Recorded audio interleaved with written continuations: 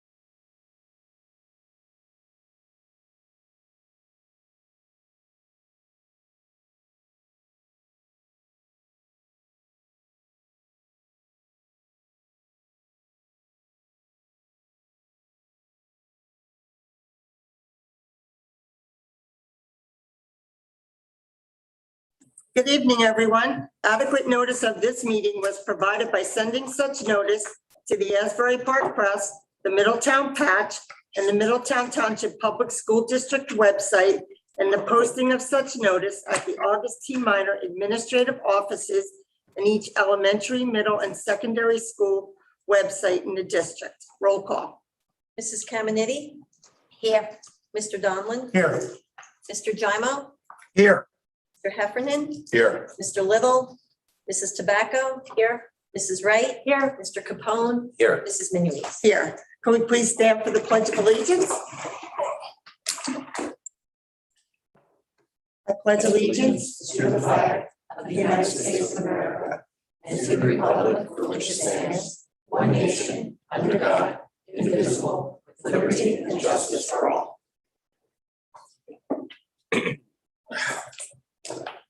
Okay, we're going to start tonight with the superintendent's update.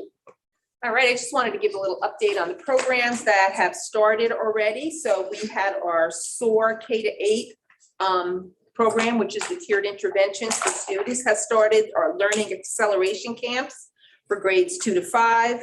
Our summer school credit recovery for our middle and high school students. Our virtual book clubs have started for elementary through high school. Our ESY program has started for elementary through high school students. And our esports, which has been a really popular program for middle and high school, has started. Starting in August, we're going to have the Jumpstart Algebra 2 and Geometry programs and the Jumpstart AP classes start. How is attendance? Attendance is really good. The one that's the lowest is the summer school credit recovery. That's for middle school, yeah. But the students are really coming and enjoying the other programs. Good. There was a wait list for the esports. Wow, I'm not Esports, surprised. We Yeah, have a waiting list, yeah. We're probably gonna have to expand it next summer. well, that's good. Yeah. It's always a good thing. Yep. Anybody have any questions? All righty, let's go on to our committee reports. Legislative. Legislative reports. We met with Senator O'Scanlan on the 19th, state aid updates. The committee asked Senator O'Scanlan whether he was any movement on the additional state aid for district for 2021-2022 school year. Revisions to the S2. Senator O'Scanlan said that he felt it was unlikely there would be any more changes to state aid for the year or the S2 legislation at this time. There will be some additional relief for economically disadvantaged school districts, but no specifics at this time. New Jersey school districts did see an increase in extraordinary aids funding for 2021 school year with awards that were issued this month. Additional federal funds available for school districts. The committee and Senator O'Scanlan discussed the ARP plan funding allocation for Middletown, approximately $4 million. No other specific funding sources noted at this time. Other legislation impacting school districts. The committee and Senator O'Scanlan discussed the recent bills S3434, A5365, both of which allow students to have expanded eligibility for educational services from the district. S3434 allows special education students attaining the age of 21 from 2021 to 2022 school year to be eligible for additional year of special education and services. A5365 permits a student enrolled in any of the grades kindergarten through 8th during 2021 to repeat that grade level upon written request from the parent. Although the districts received an increase in extraordinary aid funding, the new legislation will represent additional costs to the district. The district will work on quantifying these costs and share the information with Senator O'Scanlan's office. Thank you. Any questions? No? All right, technology, Mike? We did not meet this month, but I've asked Mr. Suyak to put information together on an update for summer. Sure. Mr. Suya?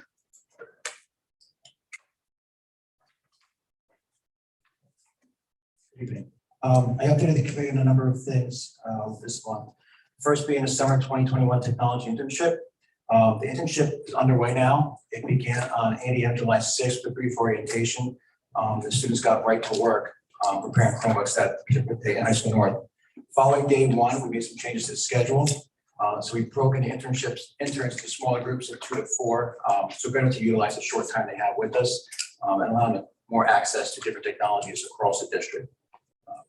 So now they're moving in groups of 2 to 4 across all 16 schools, and they're doing a great job so far. They've already been unrolling new desktops, setting them up for classrooms.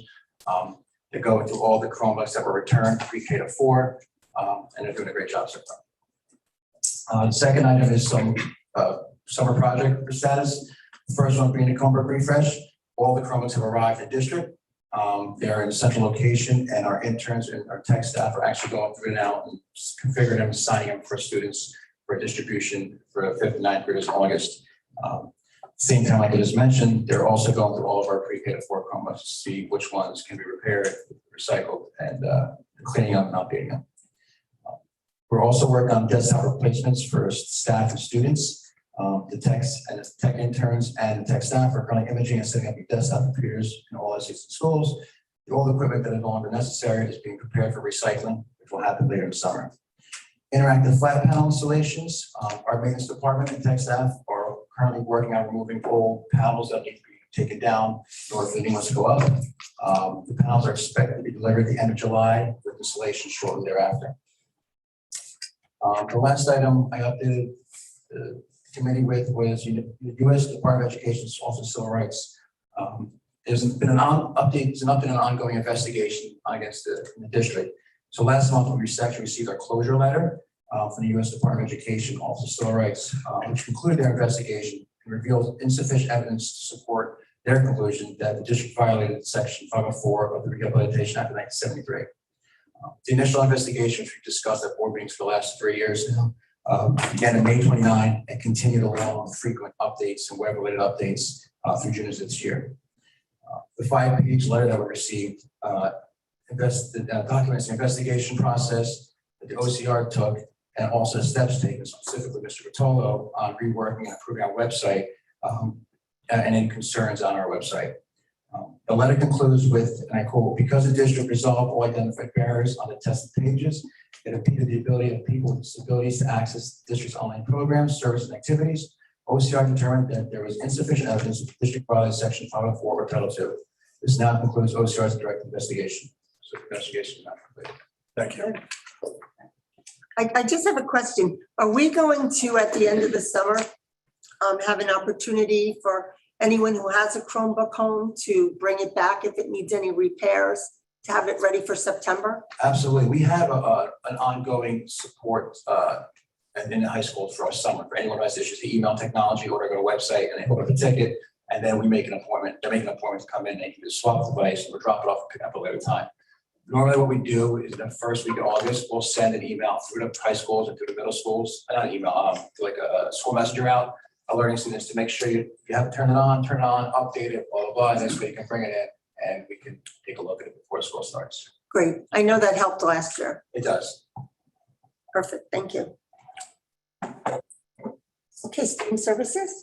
We did not meet as a committee this month. We are planning to meet next on August 12th. Okay. Facilities and finance. Yes. We met on July 15th. First business with the facilities, summer project update. Mr. Cahill provided an overview update of the summer projects currently underway. Mr. Cahill, Ms. Doherty also informed the committee that the costs on the projects have increased due to increased equipment prices and demand. The district is prioritizing the projects that have the health and safety impact, completing them as scheduled this summer. When possible, the district is holding off on projects in anticipation of the cost demand leveling off. Solar update, the district architects Fiesel discussed with Ms. Doherty and Mrs. Walker the renewed potential for solar canopies. The district looked at this concept previously, but the economics on the project were not favorable at the time. Although the district currently has PV systems at the building, but one, there may be still some capacity for additional solar power production and cost savings for the district. District administrations will explore this further. Thompson outside classroom donation. Mr. Cahill, Ms. Doherty, and Mrs. Walker informed the committee about the proposed donation of an outside classroom space at Thompson by the Thompson PFA. The value of this donation is $22,000. Administration will provide more details on the plans at the board workshop meeting. Did we get an update on that, Amy? We did. I can fill, maybe I'll let Okay. Mr. Yeah. Capone go Okay. through it Yeah, that's before. fine. Yes. Yeah. 21-22 toilet room facilities waiver. Ms. Doherty explained that the process of submitting for facilities waivers for kindergarten classrooms that do not have bathrooms. There are 12 classrooms that need a waiver for the 21-22 school year. Fairview, Leonardo, Harmony, Middletown Village, Navasink, Ocean, and River Plaza. After the board approves the submission to the executive county superintendent, who will review the request and do an on-site inspection to make sure the district proposed plan is satisfactory. Moving on to finance, extraordinary aid award for non-public transportation award for 2021. 2020-2021, the district received an extraordinary aid and non-public transportation award notices on July 7, 2021. Extraordinary aid was funded at 90% of eligible costs for 2021 this year versus 62% in 1920, resulting in an increase of funding of $884,357 for the 2021 school year. Total extraordinary aid for 2021 is $2,497,562. The district also received an increase in reimbursements of non-public transportation costs for 2021. The 2021 reimbursement amount of $178,772 represents an increase of $52,976 over the 1920 reimbursement year. Non-public school entitlements 2021-2022. The Middletown Public School District is the pass-through entity for non-public nursing, security, technology, and textbook funding for 7 non-public schools in Middletown. These allocations are determined by the NJDOE. The district is responsible for administering these funds. Year-end financial update. The district will have sufficient funds remaining from the year ending June 30th, 2021 to replenish its capital and maintenance reserves.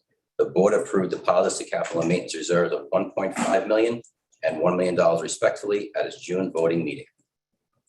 Lastly, ASBO Certificate of Excellence. The district received its 9th Certificate of Excellence COE in financial reporting from the Association of Business Officials International for its June 30th, 2020 Comprehensive Annual Financial Report, CAFR. The CAFR informs stakeholders about the financial and economic state of the district, making it an important communication tool for the building trust and engaging with school community. By participating in the Certificate of Excellence program, school districts demonstrate their commitment to financial transparency. Applicants must submit their report for review by a team of financial professionals who provide feedback to improve future documentations. Only one review comment was provided on the district's report. The district's participation in the COE program can facilitate bond rating and continued bond disclosure process. The district CAFRs are posted on the district website on the business office page. Congratulations. Thank you. Thank you. I mean, it's the whole business office Yes. and everybody contributes to that report. So we take it seriously. You know, it's our big document, you know, for people to get. There's actually a lot of information in there. It's not just the financials, but there's also supplemental information about the economics of the town and other things that impact the school district. So anybody's bored, they can. We do have it all up there. And it's very comprehensive and you can get a lot of information out of it. Enrollments, the population of the town, we have to pull all that information together for it. So it's good. There's just one other thing. Could you explain, you know, for anyone watching about the extraordinary aid that we got, how it has to be used for next year? So the way extraordinary aid works is that you, like Mr. Capone just said, we just got our award notice in July, but that notice was for the award for the previous school year for 2021. So we budget for it every year. We include it as a revenue in the budget, but we never know how much it's going to be till basically the year is over. So if we get more than what we budgeted, you know, then what happens with that money is that it would be included in any surplus at the end of that year. So for the year ended June 30th, 2021, as Mr. Capone was reporting, you know, that extraordinary aid is part of the reason why we will have available funds to then replenish our reserves, you know, at the end of the year. But we budget normally about $1.5 million for extraordinary aid, and that's typically about the amount that we've received. So this year we received, you know, 2.4 and change. So it is above what we have budgeted to receive. So that will be one of the reasons that we're able to make those reserve deposits. So it counts as, it's not restricted in any way. It counts as a general revenue to support your budget. It's similar to state aid, and it's not restricted like IDEA funds or the title funds. It's more of a general aid, but the amount is based on your special education expenses. So. Okay, thank you for doing that. And before we leave facilities and finance, I could just give an update. Mr. Curry did send me some details about the donation for the outside classroom at Thompson. It's the plan right now is for 13 benches between 4 to 8 feet in length. And they're counting on about 12 benches for students to fit approximately 30 students in this space.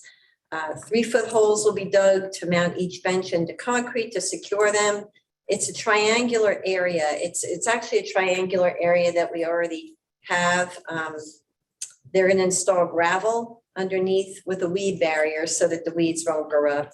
The benches will be made of a hard plastic type material, which will require no maintenance, and the security camera is already located there at that location. So let's see, I don't know, I'm not sure which door it's outside of, but it's, you know, I have a picture of the area and I'm trying to see because the school part's cut off, so I'm trying to visualize where it is. But it's a grass area that's already triangular outside of Thompson. There's walkways that frame I the thought they triangle. said it was outside the breezeway. Yeah, in the back. Yeah, I think I heard it looks like, yeah, you know, Yeah, now that that's I'm where it is. enlarging the picture, that's exactly what it looks like. Is Yeah. it just benches, no canopy? No canopy, just benches and gravel and a weed barrier. So, And the benches are going to have a footing and they're gonna be in cement, correct? yes, they're so gonna that they be, can't be they're gonna ripped by be the site. secured in cement, yeah.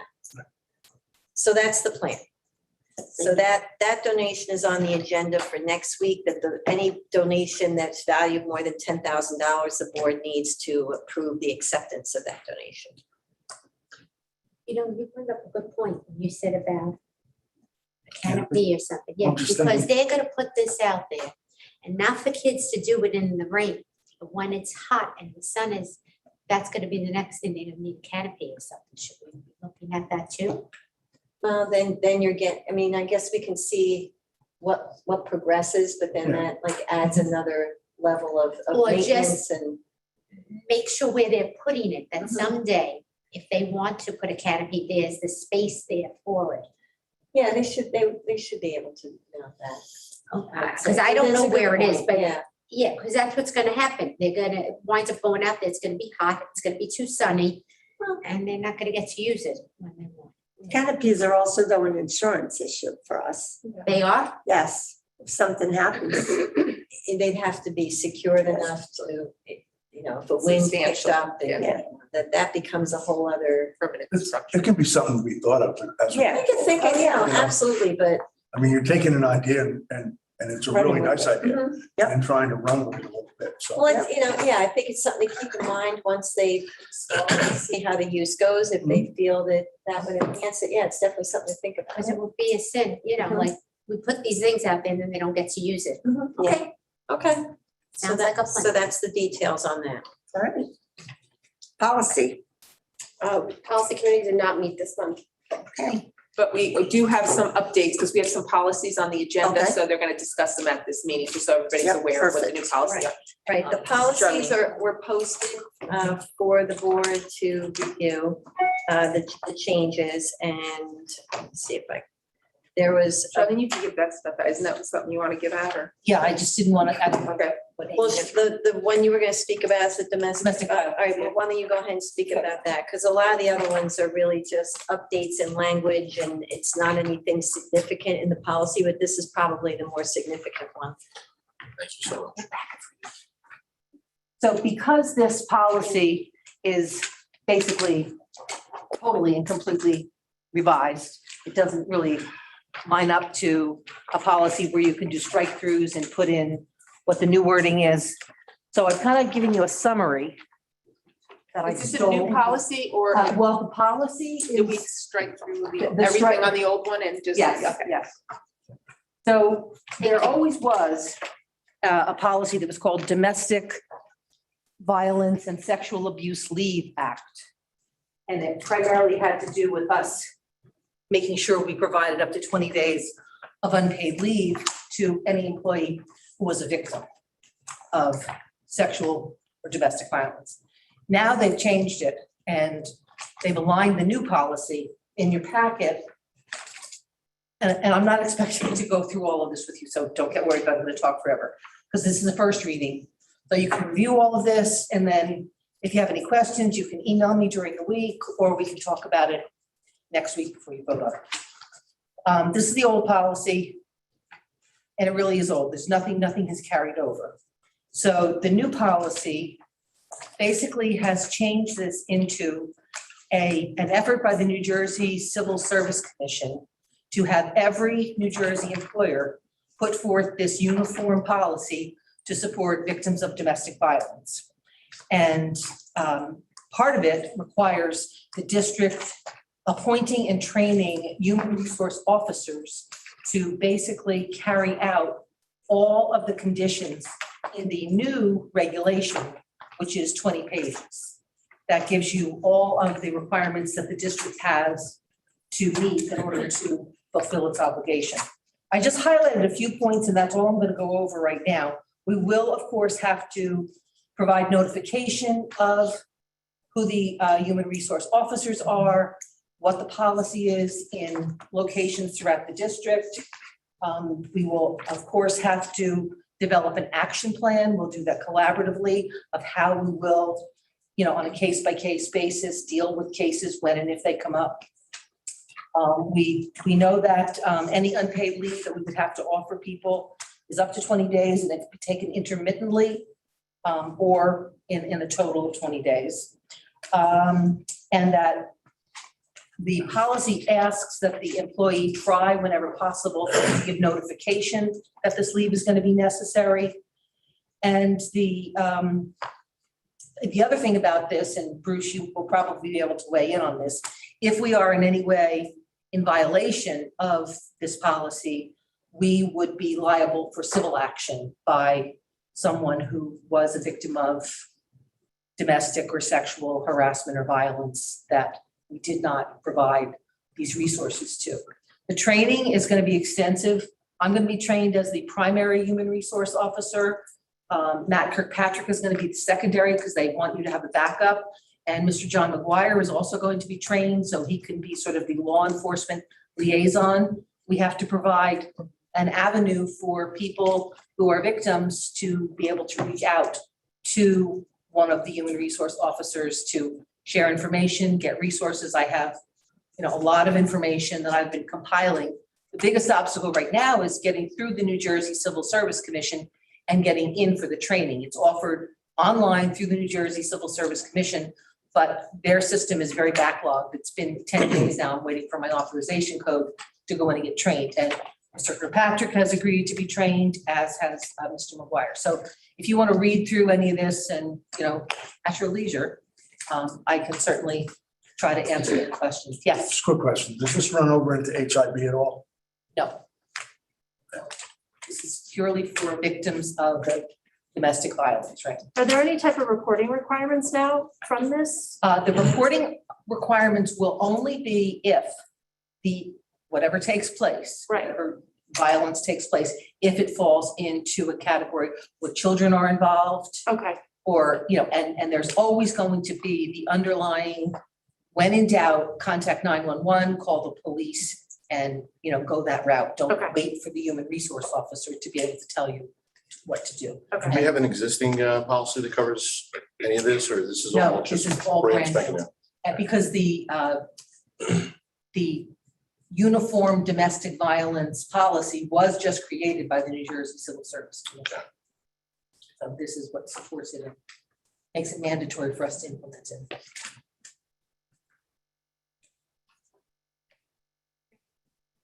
If there's nothing else on that policy, I just want to go over a couple of the other items that are on the policy for first reading. The earned sick leave law, that is a policy that is required that we have in place because of the law that was passed, making changes to employees' ability to earn sick leave. We do have a version of it with the agenda today, but we are going to be making a few other changes to it. We actually had a conference call with Bruce today, Kim and I, and we're going to be making some revisions to that policy. But the basic parts of it are there, but we're just going to revise some of the language, but that is a required policy. We also we will be putting a regulation with it, before the first reading next week at the board meeting. So that will all be in accordance with the earned sick leave law that was passed in 2019. The school district travel, those revisions are just being made in response to revisions that have been made in the New Jersey accountability regulations. That's in 6A. So we're just reflecting those in this policy as well. That's something that's mandated by that. The one that we talked about last month is also included here. We have a draft of a policy for self-insurance. It's 6770. So that's something that we put together. It's not a Strauss estimate template. It's from us. We drafted it. We actually had it reviewed by our insurance consultant, Brown and Brown, to see if they had any feedback on it. They did give me just a couple of small things that they would add, which are not on here. I just got some feedback from them today, but I just wanted to make sure that everybody had noticed that there and, basically read through to see that it captures everything that, we had talked about, which we believe it does. The only additions we're going to make before we do a first reading on this is under number 3. We talked about a reserve being established for incurred but not reported claims, but we're also going to add the wording and for an aggregate corridor, reserve for that as well. And then just reflect that change of those 2 items through the rest of the policy. Instead of saying this reserve, say these reserves, and also add fixed costs in needed reserves. The other person we spoke to about this policy is also our auditor, because a lot of this will also depend upon how we can account for that in our financials, and they were okay with this as well. So we don't need a regulation for this policy. The policy itself is sufficient, but this was, again, as a result of the discussions that we had as a board, to put something in writing to give some basically guardrails to the self-insurance program. Amy, do they want us to be a little more specific in the policy as far as a stop loss, what number we're carrying, the aggregate amount? Should we have that in here? I don't know that we would want to be that specific, because that may change depending upon, what our experience is and what our claims activity has been. And, at that point, we'd have to change our policy. I mean, I think the fact that we do say that we will utilize a licensed broker to consult with us and to follow their recommendations, that's what we thought would be sufficient. But again, it's up to discussion by the board. Anybody have any? I thought the intent was to make sure that the money was able to be spent somewhere else. Yeah. That's still the intent. It's fine. Well, that's, number 3 covers that we would be definitely maintaining a reserve for IBNR. And they had also recommended, an aggregate corridor, which actually feeds into a little bit of what you were saying, Frank, about, has that corridor between what the claims are and where the stop loss picks up. So, that language actually maybe addresses what you were talking about. You okay with that? I would refer to Bruce just to see if we should actually have specifics in it, but it was a big deal for us to have that aggregate amount at a certain level. If you wanted to put something, I would have general language in there, but I tend to agree with Amy that you don't want to get too specific because that number is going to fluctuate based on your claims experience. So you don't want to have to keep amending your policy. Doing this for a reason, that's why we want to make sure that we're protected in any event. So. Well, the next week would only be our first reading, so we still have time to think about it, talk about it. But this is the draft as it stands now, with those couple of tweaks that we'll put in based upon feedback from Brown and Brown. Even if you have the policy now, just so you could move forward with it, and then you can always revise it as we learn more. Policies can be revised at any time, just takes 2 readings. So. Okay. So that's all we had, I think, under policy. All right, curriculum and instruction. We did not have a meeting this month. We've been talking about, Mr. Little and I were talking about scheduling our next one for the beginning of August. So we'll confirm that date within the next few days.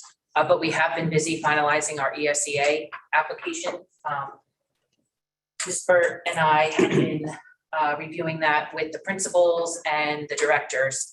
What we have identified that is that in addition to our 5 elementaries and 2 middle schools who were designated as Title I schools last year, and that would be Bayview, Harmony, New Monmouth, Ocean Avenue and Leonardo, as well as Bayshore and Thorne. Fairview, for the first time, has now reached a level of percent of students free and reduced lunch that makes it eligible for designation for a Title I school.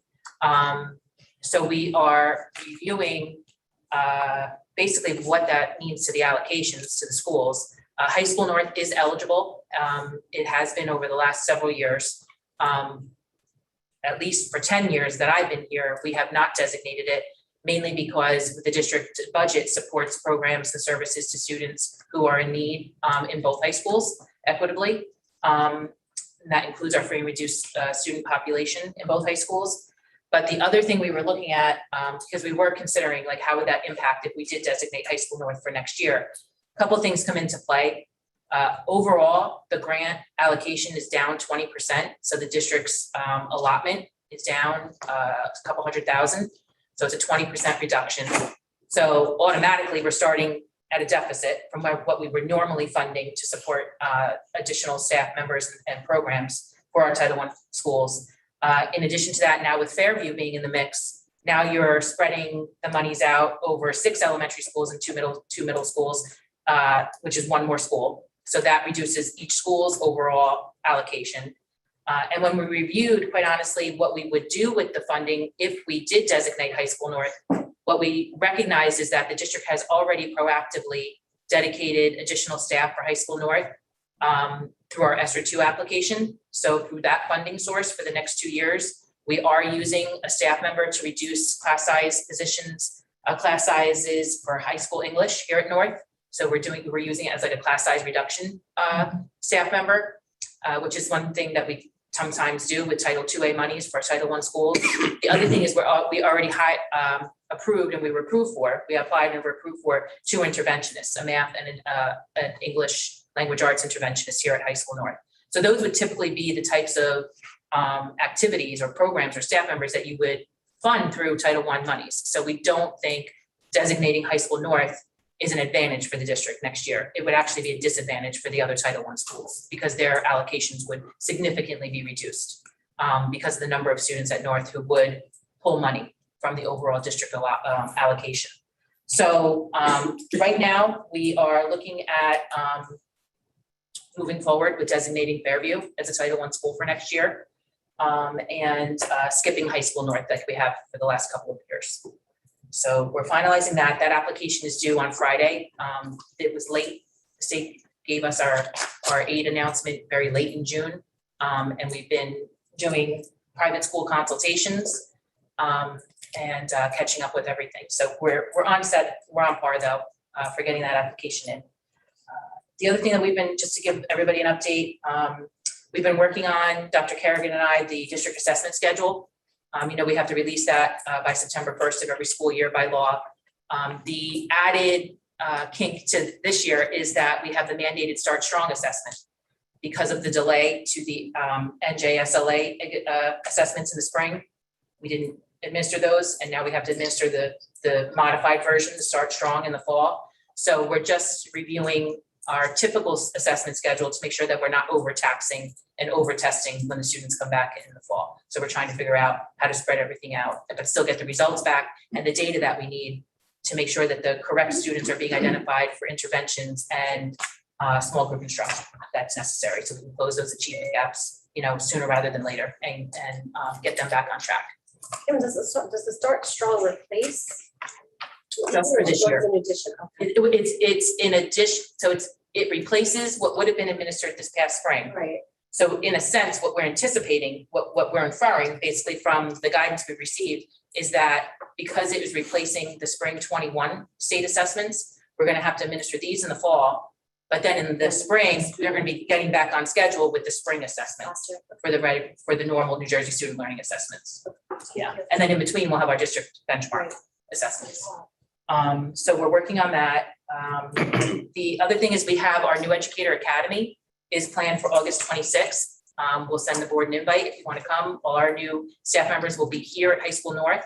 We've already coordinated with the MTAA is going to be hosting a breakfast for them, and the MTEA is going to be hosting a lunch.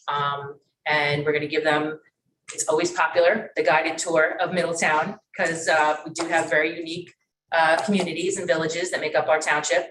And the educators really, I have to say, the new staff really always speak very positively about getting to know the township and the communities that they are going to be serving.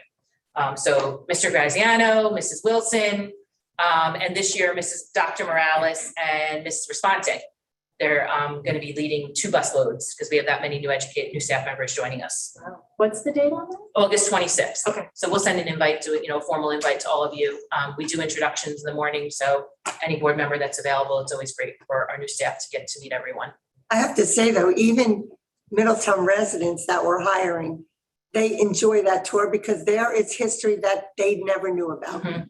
So it's very educational. Yeah, and Dr. Morales is really excited because, she's been partnering with the Historic Society, the Middletown Historic Society. And so she has a lot of new information because she's been going on the tours with the students with them. So she's really excited to point out some of those things that we've missed in the past that we realized we've missed, even in ourselves, So that's for August 26th. Dr. Kerrigan, Mr. Roscoe are working on that agenda and all the training that will take place that day.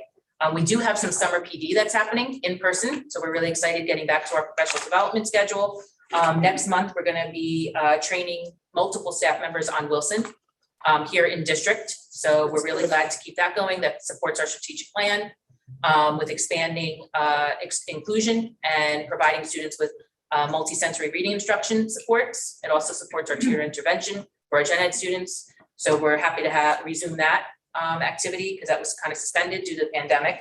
And Mary Ellen just gave an update on our student summer programs, and we're on track with onboarding the additional staff members that are part of the ESER 2 application, in addition to the High School North staff. It's a lot. Yeah, it's a lot going on. Kim, do you have a projected number for that Wilson professional development? Michelle, do you? 9. That's on the list. Yep. That's awesome. Yep. And we already have some ideas and plans for expanding that. We're finalizing those. So we hope to go over that at the curriculum committee meeting next month and share it with the board. Great. All right, student activities, co-curricular. Curriculum did not meet this month. Should be meeting next month. All righty. Kids go back to school. Thank you. And we did not have a shared service meeting this month.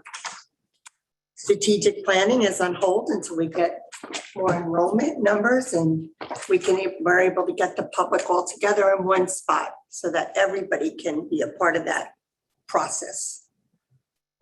Personnel, we did in closed session. Alrighty.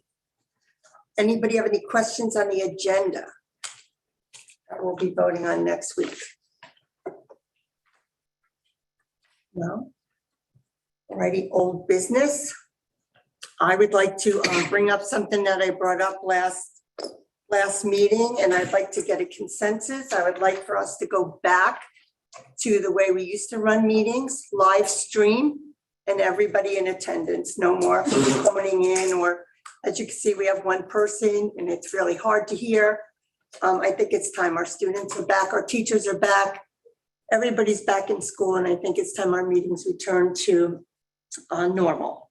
So I'd like to hear any discussion or get a consensus if we could take our meeting starting next week back to normal. I agree with you. Ms. I agree Benjamin, with you're that. saying that the public will not be able to call in? Nope, live stream, come here, ask your questions, I don't agree with that. I don't agree. or they can email them. We have an email address set up where any public comments can be emailed to and read into the meeting.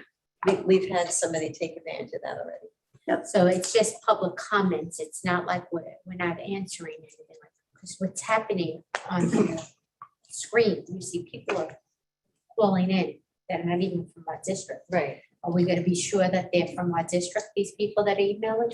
The public comment, I mean, they would have to identify who they are and It should say if they're a resident of Middletown, but correct me if I'm wrong, Bruce, they don't have to be a resident. No, anybody can make a. Anybody can make a public comment. So, The thing is, if it's an email and it has to be done ahead of time, if it's inappropriate, right, then we okay, wouldn't read it. right. Yeah. Ms. Minion, The other thing, oh, go ahead. I know, okay, never mind, yeah, finish. Go ahead, Mike. No, I was just saying, I think that with the fact that we went to the Zoom meetings, that we've been able to open up Board of Education to the public. And that I think by closing that door, you're just taking away the ability for some people that might have restrictions at home, either because of health or childcare or whatever other reasons they have, from being able to participate. We've had nights where there were over 400 people on a call. They And can I still just be on think that live we should stream have now. that, we should still have that ability. They could still be on live So we stream. election, It'll still be live streamed and they could still be on that. election. I have. We're not taking live stream away. But we're also talking about our board members to be all in person. Oh, definitely. There'll be no more call-ins, no more on the screen. We'll all be in person. Okay, Consensus? I absolutely agree. Everybody should be here. Jackie, Yeah, great. Frank? Deb? Yeah, no, I agree that the board members should be here. I kind of agree with Mr. Donovan, though, that I think the Zoom has really opened this up and given people more of an opportunity to get more engaged. I mean, I know that it creates logistical issues at times, but I would like to be able to see that in terms of, again, for many reasons, sometimes people, they really are interested in an issue, but they just can't physically make it here. And I would hate to see that taken away. But for board members, I agree, we should be here. Mike? No, Leonore? as far as having. Have going our meetings back to normal, live stream, everybody. That access, yes. Okay. So starting next week, we will be live stream and we will be all in person. All right, also I want to bring up that August 2nd is our board retreat at 6:30 here at High School North. I just want to remind everybody to mark your calendars. And Mrs. Walker, if you could reserve the room for us, that would be great. Anybody else? Old business? New business? I would like to ask Mrs. Gallagher, could the Food Service Committee meeting set up a meeting with Whitstons so that we could hear what their plan is for September? Because we'll be back full-time swing, what the food options will be, how they plan to run it, getting back to normal. I'd already spoken to them, and we were already planning to have them come to a board meeting. Okay. Actually, to talk, but we were going back and forth whether it'd be more worthwhile to do that in August or September, and we were sort of thinking September because we weren't sure we'd capture everybody in August, and our board meeting, I think our workshop meeting in September is maybe like the week after school starts, so it wouldn't be too far into the year. We could certainly set up a committee meeting, but I just wanted to let you know, we were also talking about having Whitson's at the board meeting to talk about. Unless we ask them to come to the finance and facility meeting like they did last time and just give us an update. Yeah, I They would were supposed like get to, back us with yeah. some Updates anyway. I would like to for August at least, so that people that are considering returning the students back to, having lunch in school would know what their plans are, the options, and if it's worth it for them. So there's two pieces also to the food service. There's what Whitson's will be doing, and then there's also what's going to be happening at the building level as far as where students will be, where they'll be eating, how they'll be eating. Those plans are more building level specific, but so, Whitson's would certainly be fine with coming in August. We had thought maybe more audience in September, but August. Well, I think September's fine, but I think for the committee that we could Okay. Yeah. report out to the public, what our committee met and what Okay. Whitston's plan is, and then once So food school opens service up. committee, or, because it is a separate committee than finance, so. Yeah. Have that financial or- No, I think it's separate. We'll do it separate with them for this one, and then, because it doesn't discuss their financials. Okay, so we could set up a food service committee for August, and then we are planning on having Whitson's here at the September workshop. Perfect. Yep. Any other new business? All right, with that said, I'd like to open up the comment for public comment. We have 30 minutes. We're asking everyone to stick to the 5-minute limit. I've been letting people go over, but it's really been, some people are really stretching it to 10, 15. And I've been nice enough to listen, but I really have to stick it to 5 minutes. That's already 2 minutes over what our policy says, but we did agree 5 minutes is enough time for people to speak. So with that said, do we have any online, Mr. Rotolo? All hands raised at this time. Okay, anybody inside like to public speak? Come on up to the mic, give your name and address.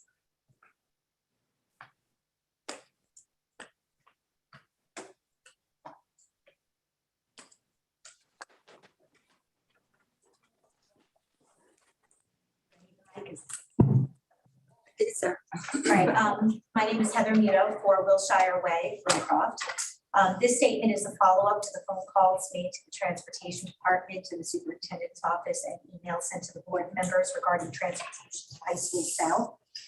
My son lives 2.2 miles from the school, which is just shy of the 2.5 mile state requirement for busing. My concern is for the safety of the route that he is going to have to walk. The morning commute will have to begin prior to 6 a.m. For most of the school year, it's still dark until close to 7 a.m. So he's going to be walking in the dark. And there are minimal street lights along most of the route that he's going to have to take. The students are going to need to cross the busy intersection of Middletown Lincroft Road and West Front Street. This is a major intersection and it does not have a crossing guard at it. Middletown Lincroft Road is a county road. Over half a mile of that stretch is not in front of anybody's private residence. And I can tell you that that does not get shoveled by anybody in the winter. Middletown Lincroft Road has had many accidents on it. This has been confirmed to me by the Middletown Police Department. I'm waiting for an overall report to be able to provide you the exact statistics. But these accidents do include pedestrian fatalities. Middletown Lincroft Road provides access in both directions to the Garden State Park. So, and with all of the new housing, the traffic on that road has increased so much. It is not a question of if, but really when there's going to be an accident involving one of the students on that road. So I'm aware that there is some courtesy busing. Other neighborhoods have received courtesy busing, and I am requesting that the district give courtesy busing to my son and my neighbors. Thank you. Anybody else? I second what Heather said. Could you step up to the mic and give your name and address, please? I don't have as much to say. She said it. That's okay. We have to follow protocol. My name is Roseanne Secondino. I live at 21 Folks Terrace. I just moved here in the Four Ponds development, and everything Heather just said, I'm here to echo. I am so concerned for the safety of my two children. I am 2.43 miles from the school. My son, who's going to be going to Thompson, is getting a bus, and my daughter can't be bused to high school. So, you know, working full time and supporting the family. We moved here and we're kind of in a pickle because we're not really sure how they're safely going to get back and forth to school. And it is dangerous. I have driven, walked that path that you go through the equestrian center. Some parts have no sidewalk. There's cars speeding everywhere, and everyone tells me it's never shoveled. So I don't know how we can expect these kids to walk almost 2.5 miles every day. And I'm not really sure how I'm going to get my kids to school. So yeah, to request courtesy busing as well. Thank you. Anyone else?